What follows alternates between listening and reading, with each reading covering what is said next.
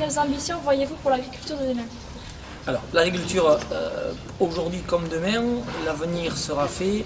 Une agriculture pourra perdurer si elle est rentable. Parce qu'avant tout, en plus, l'élevage, derrière, il y a un éleveur, et l'éleveur a besoin de vivre de son métier.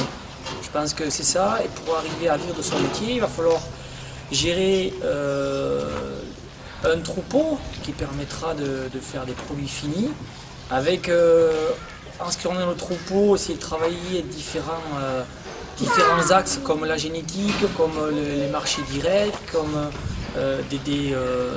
essayer d'ouvrir quelques petites niches afin de faire de la plus-value. Et en ce qui concerne le troupeau, pour le faire vivre, il faudra, je pense, à l'avenir, essayer d'avoir des produits permettant d'alimenter le troupeau, entre autres, qui soient des produits non issus de pays tiers, mais plus essayer de se produire des matières premières pour essayer de diminuer les charges, essayer d'avoir une traçabilité de la création du produit brut, herbe ou autre, ou céréales, jusqu'au produit fini, viande, avec une traçabilité et une preuve pour en démontrer aux clients que ça a été créé, produit dans des conditions bien spéciales, bien spécifiques, et je pense qu'aujourd'hui le consommateur cherche ça. Et quelles sont pour vous les solutions et les ambitions pour l'agriculture de demain? Alors au point de vue génétique, on a vraiment maintenant des outils très performants, notamment la génomique, qui peuvent aider les éleveurs. Mais tout passe absolument par le dialogue entre l'éleveur et le consommateur. Et je reviens à la première question sur les produits de qualité et sur les filières qui transforment très bien les animaux.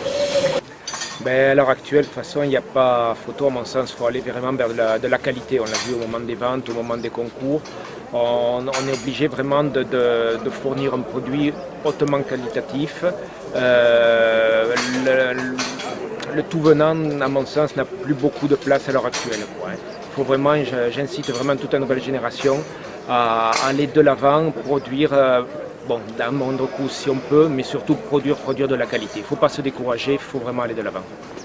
Alors moi, pour l'agriculture de demain, je fais pas dans le misérabilisme. Enfin, je veux dire, je suis d'un tempérament optimiste, mais voilà, il faut regarder les choses telles qu'elles sont. Moi aujourd'hui, tel que c'est, alors ça peut paraître prétentieux peut-être, mais moi je trouve que je gagne ma vie correctement. Mais je travaille simplement. Il y a des choses que j'ai réussi à faire. C'est à m'approprier mon travail, ma propre façon de travailler. Il y a quelques années, je ne savais pas si j'étais producteur de maïs. J'étais entre le maïs, j'avais un peu de kiwi, des vaches. Voilà, j'avais pas bien trouvé ma place. Si vous voulez, j'avais pris la succession de mon père, mais sans m'approprier les choses. Il m'a fallu 10 ans pour m'approprier mon travail. Au revoir les kiwis, au revoir le maïs. Bonjour les vaches, et vraiment ce dans quoi je suis le meilleur. Et voilà, donc je me suis vraiment investi là-dedans. Je passe beaucoup de temps dans mon troupeau et ouais, j'arrive à gagner ma vie avec ça. Alors c'est pas un salaire de ministre ni de quoi que ce soit, mais voilà, le mix que j'ai entre ma passion et mon revenu, j'arrive à combiner tout ça et à vivre tout à fait correctement. Donc moi oui, je vois un avenir dans l'élevage, mais peut-être dans la simplicité. Voilà, quand on a une exploitation qui fait 60 hectares, c'est pas la peine d'aller réfléchir comme un mec comme un céréalier, voilà, ou comme un mec qui a 200 hectares comme ça. Il faut vraiment cerner sur son exploitation quels sont ses avantages, quels sont ses inconvénients, faire un mix de tout ça et puis avancer avec sa propre exploitation. C'est ça le maître mot. Est-ce que demain il se mangera plus de viande? Je sais pas, j'en sais rien. Est-ce qu'il se mangera de la viande de qualité? Oui, ça c'est certain. Il faut travailler que dans la qualité. Mais voilà, on y arrivera tous ensemble et il n'y a pas de raison que ça ne fonctionne pas, l'agriculture de demain. Bien au contraire. Moi, moi je le vois plutôt intéressant. Je vois. Ouais, voilà. On est dans un moment où on a tout pour être pessimiste sur l'agriculture. Je vous parlais plutôt de l'élevage parce que je connais mal les cultures. Mais je crois qu'on se doit, en tout cas nous qui travaillons dans le parc agricole, on se doit d'être optimiste. Non pas pour rêver ou pour faire perdurer le métier, mais je pense que si nous on ne l'est pas, ça va ça va faire tache d'encre et que déjà l'agriculture, l'élevage qui n'a pas besoin de ça va continuer à régresser. Donc je pense qu'il faut qu'on soit optimiste, je crois qu'il faut qu'on croit à ce qu'on fait, je crois qu'il y aura besoin de viande, qu'il y aura besoin de tous les produits de l'élevage.